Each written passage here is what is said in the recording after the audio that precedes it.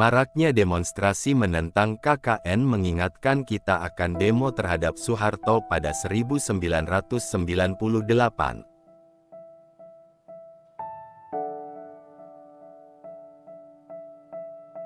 Tapi apakah kawan-kawan tahu bahwa Korea Selatan yang kini terkenal kaya raya dan syarat liberal ternyata pernah dipimpin oleh diktator juga?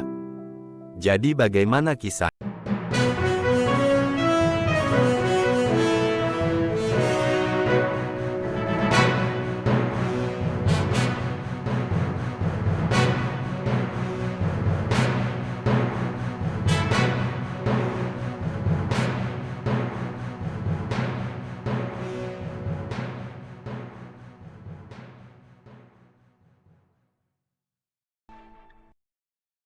Usai Perang Dunia II dan Perang Korea yang terjadi tak jauh setelahnya, Korea Selatan terpuruk.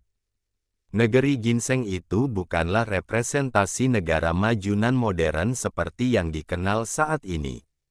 Berbagai bantuan dari Amerika Serikat ternyata tidak berdampak sepositif bantuan Uni Soviet dan Cina pada sang tetangga, Korea Utara. Pada tahun-tahun 1953 sampai tahun 1960, tingkat pertumbuhan hasil industri Republik Rakyat Demokratik Korea mencapai rata-rata 39%, jauh melebihi saudaranya di bagian selatan. Meski sudah disokong Amerika Serikat, Korea Selatan tak mampu mengejar kecepatan pemulihan ekonomi musuh bebuyutannya, Jepang. Mirisnya, ini disebabkan oleh nilai-nilai tradisional Konfusianisme Korea Selatan itu sendiri yang terlalu memuja bakti pada tetua. Syngman Rhee, Presiden Korea Selatan pertama yang juga menjabat saat Perang Korea terjadi, bukanlah sosok pahlawan. Ia punya sisi negatif, yakni arogansinya sebagai tetua, yang menurut Konfusianisme tradisional di Korea, membuatnya berhak dihormati dan disegani. Presiden-presiden setelahnya pun semua mengonsolidasikan kekuasaan berdasarkan faham yang sama. Akhirnya, pandangan kolot ini membuat pertumbuhan ekonomi Korea stagnan, seperti Soeharto yang muncul sebagai pahlawan untuk memulihkan Indonesia pada tahun 1965. Korea pun juga mengalami hal yang sama. Dialah Park Chung-hee. Ia melakukan kudeta pada presiden yang terpilih sebelumnya dan mengambil alih Korea Selatan dengan kekuatan militer. Tanpa berlama-lama, ia segera membangun ekonomi Korea Selatan yang sudah stagnan terlalu lama, memulai industrialisasi besar-besaran. Di bawahnya, chaebol atau bisa disebut para keluarga konglomerat lahir. Merekalah yang membangun ekonomi Korea Selatan dengan usaha-usaha yang dimodali oleh pemerintahan, seperti keluarga Samsung, Hyundai, dan LG. Namun, pertumbuhan cepat ekonomi Korea tidak tanpa pengorbanan. Tak terhitung berapa hak buruh dilanggar oleh Chung-hee. Tak salah apabila ia disebut diktator, karena memang itulah dirinya. Diktator militer. Namun, siapa sangka, diktator yang merebut kekuasaan sebelumnya akhirnya harus direbut kembali kekuasaannya. Chung-hee dibunuh pada tanggal 26 Oktober tahun 1979. Sang diktator militer yang meraup kekuasaan dengan kudeta, harus dikudeta balik oleh diktator militer lainnya.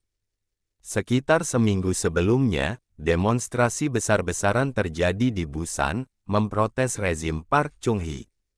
Namun alangkah terkejutnya dengan respons Chung-hee. Chung-hee berkata apabila demonya memburuk, bantai semua. Ia mengizinkan penembakan massa sebagai rencana akhir penanganan demonstrasi. Rencana ini didengar sendiri oleh Direktur Agensi Intelijen Pusat Korea Selatan, Kim Jae-gyu. Beberapa hari kemudian, Kim Jae-gyu menembak mati Park Chung-hee, mengakhiri 18 tahun rezim diktator. Namun, hingga kini, motif sebenarnya Jae-gyu masih menjadi kontroversi. Apakah ia menembak sahabat dekatnya sendiri karena impuls pribadi atau ini merupakan bagian dari kudeta yang direncanakan?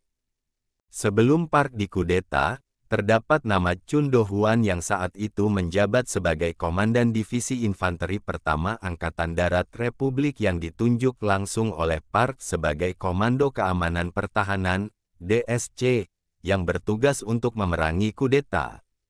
Park yang terbunuh pada tahun 1979 itu menjadikan Chun obsesi untuk menduduki pemerintahan.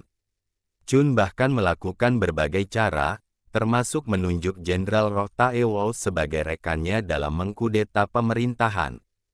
Ia bersama dengan Roh menangkap Jenderal Jong Seung-hwa, bos mereka dan komandan darurat militer serta staf kepala Angkatan Darat.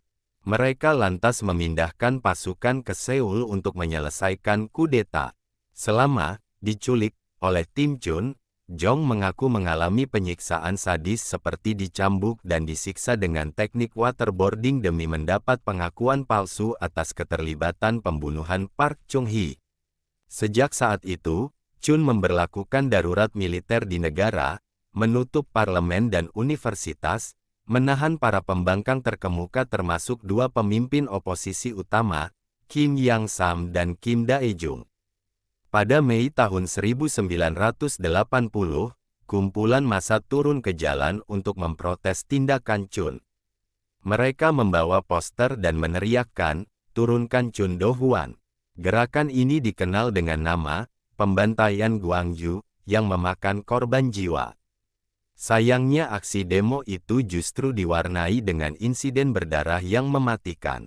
Chun mengerahkan pasukan militer yang membawa tongkat dan bayonet, serta melepaskan tembakan.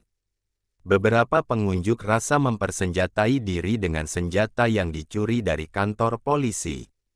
Mereka menjalankan misi mereka dengan kebrutalan yang mengejutkan. Tentara memukul dan menusuk demonstran dengan bayonet. Mereka menerobos masuk ke kedai kopi dan menyerbu bas, dengan kejam memukuli anak muda seusia mahasiswa. Pemberontakan itu membuat Kim Dae-jung dijatuhi hukuman mati atas tuduhan palsu menghasut pemberontakan Gwangju atas perintah Korea Utara. Namun Chun membantah memberi mandat untuk menembak para pengunjuk rasa. Dia mengaku tidak terlibat dalam pembantaian Gwangju, seperti yang dituduhkan. Setelah pembantaian di Gwangju, Chun menunjuk dirinya sendiri sebagai presiden oleh Dewan Elektoral yang diisi oleh delegasi pro-pemerintah. Ia pun memaksa media berita negara untuk ditutup atau bergabung dengan surat kabar dan stasiun TV yang dikendalikan oleh pemerintahannya.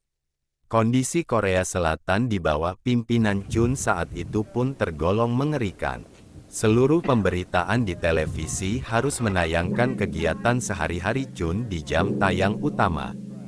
Bahkan Chun tidak segan untuk menyeret para pembangkang, aktivis mahasiswa, dan jurnalis ke ruang penyiksaan. Di bawah program pemurnian sosial, Chun, pemerintah menangkap puluhan ribu gangster, tunawisma, dan pembangkang politik.